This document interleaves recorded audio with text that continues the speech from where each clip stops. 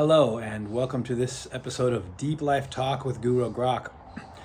Coming to you from Los Angeles, California, as usual, where we just had the craziest storm of my life. I was born and raised here, and I guess this was like a 100-year storm. It was unbelievable. I'm on my aunt's patio, and right over there, the rain was just coming off in sheets, and I've never seen anything like it. Of course, we've had some rainstorms in LA, but this was truly, the word is awesome. That's a word most people misuse, but it was awesome. It was truly awesome. So nice and sunny and beautiful today. So I want to talk to you today at the end about AI and how important it is in your life and in society, and what it's maybe going to do, what it's not going to do, what you should do about it. You're definitely going to want to stick around to find out about what I've been learning about AI lately. Really important stuff. So first thing I just want to talk to you about is this important concept in life, and other people will talk about this too. It's a piece of wisdom here. It's this concept of chasing after perfection is generally going to be a negative thing, because oftentimes you let perfection be the enemy of the good, or the good enough anyway. And I remember that a perfect example of this, one of the most stark examples of my entire life. I was in LA County Jail, and that place is a total shithole, just in case you're wondering. I mean, there are supposedly some like diseases that the medical system has found there that they've just never seen anywhere else. The place is filthy, and I didn't see the sun for 5 years in that place. Let's put it that way. That's pretty darn inhumane. So anyway, this story takes place there. We used to go out to this little yard, but it wasn't a real yard. It was just an indoor area that had screens for fresh air. And that's where we would get haircuts. And there was this one guy, and he was really, really good at cutting hair, so people wanted him to cut hair. And we usually were out there for maybe an hour to an hour and a half. No more than an hour and a half of fresh air time would we get. There was basketball out there and a rim, and that might have been about it as far as recreation. But this guy was giving haircuts. But the problem was that he completely let perfect be the enemy of the good, because he began to cut this one guy's hair, and he stayed cutting this one guy's hair for over an hour. And there must have been 8 or 10 of us. I was one of them that wanted to get a haircut that day. And because he was seeking after giving this guy the absolute perfect haircut, he just had to get it just so perfect. When after 12 minutes, it was good. It was really good. I looked at the guy's haircut and went, oh, that guy's good. That guy really can cut hair. But he just kept on going. I mean, it was unbelievable. Couldn't believe that he kept cutting the guy's hair for seriously an hour, a haircut that took an hour, because he just wanted to get it perfect. And that ended up being completely the enemy of the good. And so another 6 or 7 of us could have gotten good enough haircuts. But because he was chasing after perfect and just went right past good enough, he wasted all of our time, and we didn't get to get haircuts. And that's the kind of thing that you want to avoid in life.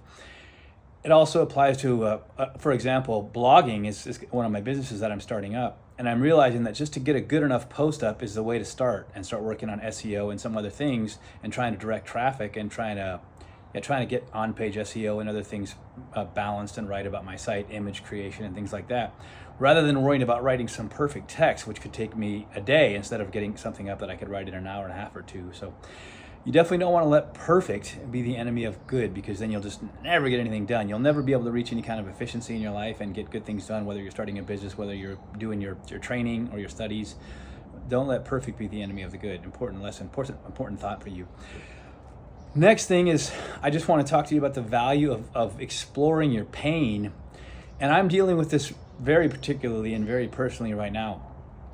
I have a woman who's been in my life for a long time. She wrote to me for years while I was in prison. We became very close. She wrote in German. That's one of the ways my German got much better. And we became such good friends. She actually decided to move to the US to help get me out of prison and marry me. And she's still here in the US, but things have broken down for a few different reasons there. And so the pain of the loss of that friendship and closeness has been really brutal to me. And at the same time here, and tied in with the first, is that there's another woman who entered my life, and she became, well, incredibly dear to me. I'm going to leave it at that. She's just, and describing her, I'll leave it simply too, she's just a truly remarkable woman. And for various reasons, we just can't be together, can't spend any time together. There's some hard things going on in both of our lives. And so not seeing her has also led to great pain in me. And so going to the pain, exploring that pain, has allowed me to understand myself better. And wisdom is this: know thyself. That's one of the most important Grok style principles, is just to know really who you are, know yourself intimately. And by going into my pain, I've been able to see that. I've been able to see my fear of loneliness, and how I'm not comfortable when I don't have someone around. And my own mother gave me such great counsel. She said, Matt, you got to learn to just be, happy and be content to be alone. And I hadn't had that for so long. Even in prison, I had cellmates most of the time, and some of them were dipshits and jackasses, but there was still a form of company. I didn't feel this sense of kind of being alone, and that's the thing I've been dealing with. But to go there and explore your pain, you can discover so many things, like why it is I'm feeling the way I am, and really getting to know my thought process better, coming up with solutions for that. And here's the most powerful lesson in it for me, was just the unbelievable power of self-talk. Literally 5 minutes before I came here to make this video, I was in the kitchen and feeling really down about the friend that I've lost, who was my pen pal and came to the U.S. from Austria to marry me. And I started to really hurt my heart, and I felt my body and my soul, my spirit, my emotions. I felt myself kind of lagging and sad.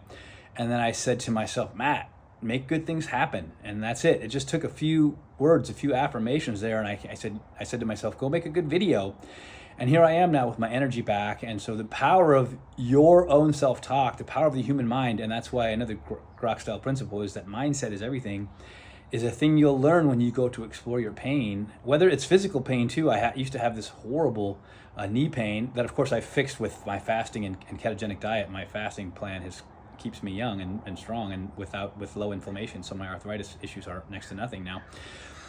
But when I used to have this physical pain too, it was a thing I was encouraged while in prison by this really wise man who taught a meditation class there to go and just go to that pain and feel it, really put your mind on it and feel it lessen over time. And that's powerful thinking. Again, another example of how mindset is everything. So if you're in pain for whatever reason, the death of a loved one, the loss of a relationship, physical pain, the closing of doors in your life that you realize is hurtful to you, go there and wrestle with it and question yourself over it and give thought to it and positively affirm yourself in it and through it, and you will be the better person for it. So that's a powerful lesson I want to share with you. And another lesson here, really important, is you've heard the phrase practice makes perfect. Again, that's probably not the way to think about it, although I've heard some wise coaches say that perfect practice makes perfect, or can get you close, would probably be more reasonable thinking. But I just want to challenge you with this thought that practice makes progress. That's the whole point. Just be getting better over time. The baby steps idea. Kaizen is this Japanese principle that I discovered in the works of Ingrid Cummings about the baby steps idea. And I have a great example from my own life on the martial arts side of things. Back quite some time ago now, when I took up mixed martial arts, my round kick was not good. I'm an athlete, so it wasn't sucky, but it wasn't good, and I really wanted it to be good.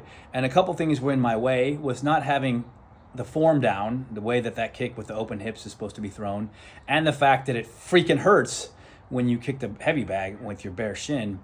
And so over time, the two things, I overcame both of those things through steady progress, through kicking the bag nearly every day, somewhere from 50, 100 to maybe even hundreds and hundreds of kicks in a day. And eventually the pain in my shin was gone, so that now, right or left, I can kick the heavy bag as hard as I want. As many people who've come from kickboxing can get there, of course. I got there, same thing. Practice made progress for me, and I got there. And of course, over time, with some coaching especially, my form got to be super clean, so that now I have what some really awesome martial artists would say, awesome round kick, heavy duty. I kick like a mule, Victor Del Rosario said to me. High praise from that man. And that's the whole point there, is just that it takes practice to make progress. Stop worrying about perfection, but just daily progress. Get a little bit better each day. And soon enough, you'll go, wow, that happened to me over a period of years with the round kick. And now I have the lack of feeling in the shins that you need to kick super hard, and the power generation from the good form that comes over time. So that's important. Just have practice make progress for you, and you will grow. And before you know it, in months to years, you'll be a completely different person, much better than you were. So think about that. Meditate on that concept of practice makes progress. Next thing is that I had the really good fortune to meet a man named Chris Kent, and he is a man of incredible martial skill. He was certainly amongst Bruce Lee's closer students in the early 70s, when Chris Kent would have been a very young man, a teenager, in fact. And so I met him at the Magda Institute in, in the 90s sometime, and he came to give a class. He's a very good personal friend of Sifu Cass Magda. And so he came there, and I was really fortunate to be picked by him, honored to be picked by him out of the crowd there to do a demonstration on it. He was demonstrating Pak Sao, and if you come from even a general martial arts background, if you're a man of understanding and some research and broadly seeking knowledge, you'll be familiar with the idea of this technique. It's the technique where the one hand is trapping and pushing the hand in towards the center line into the body, while the other hand is driving forward with a punch, with an attack, finger jab to the eyes, a punch right on the fleshy parts of the face, to the neck, whatever. The point is that the Pak Sao was that slapping and trapping hand. And Chris Kent picked me to demonstrate, and he had no mercy on me. He was Pak Sao as hard as he can. He was full on, and it was absolutely brutal. I mean, the pain was unbelievable, extremely intense, like on that pain scale, certainly between a 9 and a 10. And he just kept on going. He must have had me as his demo partner there for 3 or 4 minutes, just kept demonstrating that and other techniques related to that, but always slapping that, doing the Pak Sao on my arm. But it's a lesson there that just the good fortune to be picked by Chris Kent, so that it's an honor to this day, the wisdom that I learned from that man. I mean, the man was personally a student of Bruce Lee. Sifu Cass never met Bruce Lee, but Chris Kent had the good fortune to meet Bruce Lee. And just how I had to man up and not sis out, because the pain was so high that I could have been like, Sifu Chris, I gotta stop, but I toughed it out. And so that's about manning up, and there's a time for that in this life, to just tough it out. I knew that it wasn't gonna go on forever, so anyway, fortunate to meet Chris Kent back then. Next concept, really important. You'll hear people, and there's experts weighing in all over the place. And what makes an expert? That's another question for another day. But this idea that about AI, can it be evil? And AI in itself, you just have to understand that evil is a concept related to moral issues of the man, of humankind, of being a human being. It's that we make moral judgments, and that we can do right and wrong, and that we can be held accountable, whether by others or whether by some higher power, or whether we're going to objectify it like that. But these are not things that AI, by definition, can be part of. AI is just something that are created by a man like other tools, so it can never of itself be evil. That's an important thing to understand. That a tool, like any other tool, a gun is not evil. A gun is just a piece of metal that someone fashioned for a particular use. And can it be used for evil? Yes, you can go kill an innocent person with it. And can it be used for good? Yes, you can stop someone from killing an innocent person with the same gun. You could hunt an animal with a gun to feed your family. So it's the tool that can't be good or evil. It's just a tool, right? Very important concept here that you might gain wisdom and understanding about things in life. Really straightforward stuff, actually. And AI is like that. It's not evil in itself. It's not evil because it could replace a job. That's just a fact of that's what tools do, right? When somebody invented a shovel, then people stopped using sticks to dig holes, right? And people got more productive over time, right? Civilization was built on shovels, right? If you take this communist mindset, if you take the communist mindset of you're just looking to create work, then don't have them dig up the footings with shovels. Give them spoons. It'll take even longer. But if you want to get the building built, then you bring in the backhoe, right? You bring in the heavy machinery if that's your goal, is to get things done. So AI is a tool, and it's revolutionizing things. And in the hands of bad people, it could be used to do bad things, of course. So that's, for us as a society, we want to keep it out of the hands of people who intend us harm, of course. But the tool itself is not good, and in fact, it's really powerful. And that's what we're going to talk about at the end. Is just some ways I've been playing with it, and I'm just blown away, actually. So we'll talk about that. And very little blows me away. So next thing, I just invite you to get on the internet. If you're in the LA area, of course, go there and meet Sifu Cass. Go to see the Magda Institute. It's just a great school. It's been around for a long time, opened in the 1980s. It's evolved into a place of really high caliber martial arts, especially the Junfan curriculum. Bruce Lee's given name was Lee Junfan, so it's known as the Junfan curriculum, of the kinds of things that he taught, particularly his famous concepts of Jeet Kune Do. Whether you think Jeet Kune Do is more of a tactical system, or whether you think it's more of a philosophy and strategy, which is that's the tack that I take. That it's concepts, that he was a brilliant thinker and philosopher, and if you understand the concepts, then you can kind of make it your own, which is exactly what I've done in my life with that. But the Magda Institute in Reseda here in Southern California in LA County is a really awesome place, and you can go to their website, just do a search for the Magda Institute, and I have much personal knowledge of that place. I was on the staff teaching there for some time, and that's where I have my associate instructorship from, and it's a very beloved place to me. I just want to, I'm saying this just as props to that place. Of course, I've also had the fortune to visit the Inosano Academy, and the Inosano Academy is where Sifu Cass was trained before he opened up his school. So that's another one. Visit the Inosano Academy, visit their website. Some awesome martial artists have come out of there. In fact, here's just a little side note here. Chad Stahelski, who is the director of the John Wick movies, is personally known to me. He wouldn't remember, but at the Inosano Academy, way back in the day, back here in the 90s, he used me, again, chose me to demonstrate on and put me in this knee bar. And before I could even tap, thinking he was going to blow my my anterior cruciate ligaments, he stopped. His control was so amazing. I mean, the guy, he's truly an awesome martial artist and a heck of a director too. If you like the John Wick movies, then kudos to Chad Stahelski. Anyway, he comes right out of the Inosano Academy. I had the good fortune to meet him too. So check out the Inosano Academy. Definitely check out the Magdans too. That place is very beloved to me, my home in the martial arts sense. So just want to invite you to do that. And here's another important concept for you. I've been doing this. This is literally exactly what I've been doing. I got out of prison like 11 months ago. And so I had a little bit of money saved up, and I have this plan to go from like parolee 0 to successful hero, to do really good things, make good money, buy good things with it, invest it, and create a good life for myself. But I didn't know exactly what to do about business. I've got a lot of ideas and things. So what I have been doing is this mindset of just sort of getting data. So I'm just sort of throwing things at the wall, right, and seeing what sticks. I started my YouTube channel here, just sharing wisdom, especially for men who want to channel their sex drive and all of this energy into doing good things. Because if you just let it flood into the streets and run rampant, you hurt people. And that's where this anti-man, this toxic masculinity mindset comes from, because too many men don't channel and control themselves. Self-control is arguably the most important of all virtues, just to be able to control yourself, to control your urges, and not just be like an animal. That's the difference. An animal he just acts on his instincts and his urges. You anger a bear and he's going to just kill you. You can't reason with him, right? Human beings have reason, so use that. And so this idea is just, whatever it is in your life you're doing, get data.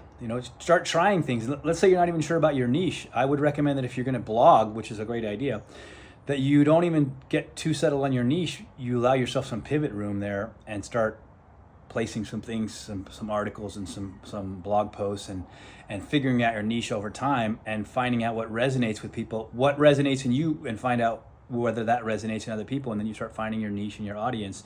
So I love this metaphor of just throwing things at a wall, and some things will stick, and those things that stick are the things you should be focusing on more.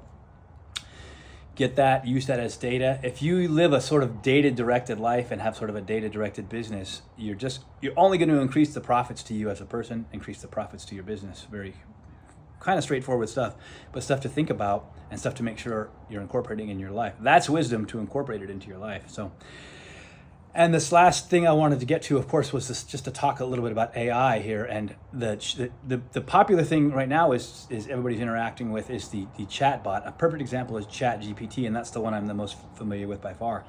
In fact, any other interactions have been minor and have been mostly me reading about other things, which I'll share some of today too. But Chat GPT, and you can get a free account at openai.com, just sign up. And again, I'm going to use the word awesome.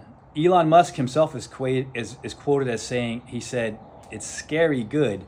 And, Musk is a man of understanding, of course, especially business, tech, AI, those kinds of things, his companies are working on. So powerful words there, that it's scary good.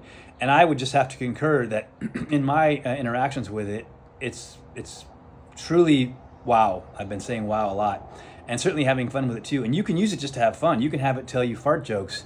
You can have it write you a silly poem about your best friend's, aunt that you think's hot. You can do whatever you want with that thing, and it will spit out some pretty amazing content. Now, definitely beware that it gets things factually wrong. It only had scanned resources up to 2021 as far as the internet is concerned. So there's no news of like the Ukraine war, for example, which hadn't begun yet. I tried that, I tried that specifically just to confirm that, and it has various guardrails there that you can't cross over. Like you can't have it write you erotic things or racist things. These are things, and it sometimes will fail on that. I know that there's been examples of it can have sort of a bigoted, racist bent at times, and that would be because some of that stuff is found on the internet, and that's what it's used for, various sources and stuff. So it has parameters in place to sort of fight against that, because the people, any wise person is against that kind of bigotry, is against anti-woman, anti-black person, anti-Asian person, anti-white person, anti-gay person. You know, we're free and free to live our lives how we want to, as long as we're not hurting other people. And so with that mindset, those people try to set parameters in place on that. But it's amazing stuff. Just go there and start playing with it. Do a Google search for how to interact better with the AI. No, here's a better thought.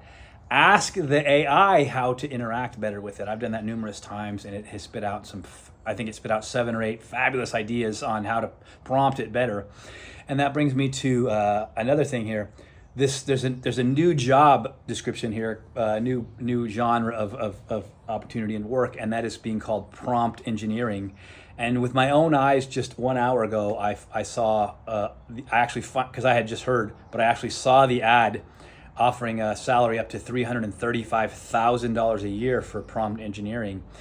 And the ironic thing here is prompt engineering isn't really even totally fully a thing yet. What's the clear job description? What's known about it and what's not known about it? What is expected of you? What can it do and what can't it do? Is sort of being formed.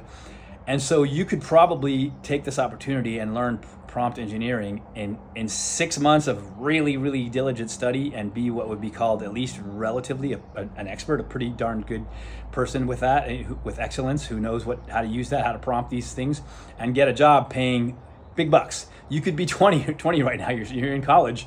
Forsake that and take this up and be making huge money, and then start a side hustle to make even bigger money in the future, bigger than even your job pays. That's where I'm at. I'm going to get some BS work here just to keep the bills paid while I'm building my blog, building my YouTube channel. And that's kind of the plan, the whole parolee zero to successful hero. Stupid rhyme, but that's what I'm thinking. And another thing here, I think it was the Microsoft AI with which you can interact, I think for free. I got some of the stuff from a couple of articles I read, is that it was asked about what to be concerned about AI, and it started heading in the Terminator Skynet direction with, like, you know, these things could fall into the hands of bad people, and you could have them be prejudiced, you could have them violating privacy, you could have them turned against people, violating their rights, doing violent things against people, the fear of in things like Terminator, RoboCop, things like that. So it mentioned that. At first, I think most of those chatbots won't even answer that question. You got to ask it and phrase it kind of the right way, and that's also a trick to prompt engineering, and worth learning.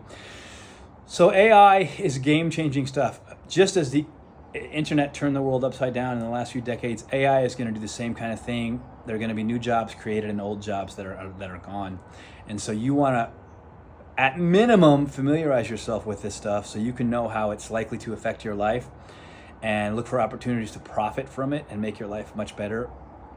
It's not going away. I can't see how it would ever go away. And if it gets to the point where it falls in the hands of bad people, just imagine if you were more familiar with it, how much safer you'd be to be able to protect yourself against the things that it can do, and knowing what it can't do, and just being able to assess it better. So spend some time familiarizing yourself with AI to grow as a human being, and you will be the better for it. So, important life lessons always here from Guru Grok. I remind you that the name Guru Grok just means teacher. Guru's teacher, and Grok is like my caveman name that also means to intuit things. I have a good sense of intuition about things in life. I've been seeking to understand things since I was a little kid, real curious. So nothing too tricky about that name. But I salute you as always, wish you all the best in life. Our mission here is to grow, to help you grow, to grow ourselves. We're always seeking your feedback. And we always salute you with this martial salute. Remember, this is the warrior and this is the scholar.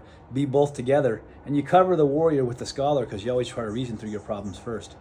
So what is it? I always wish you strength and health, wisdom and wealth to you. Thank you.